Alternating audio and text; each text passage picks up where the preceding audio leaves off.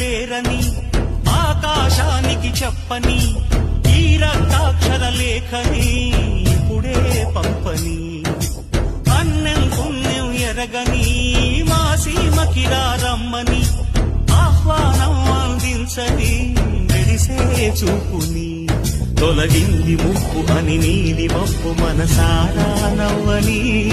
చిరుతల్లు ముంపు మన ముంగిలంత ముత్యాలే చల్లని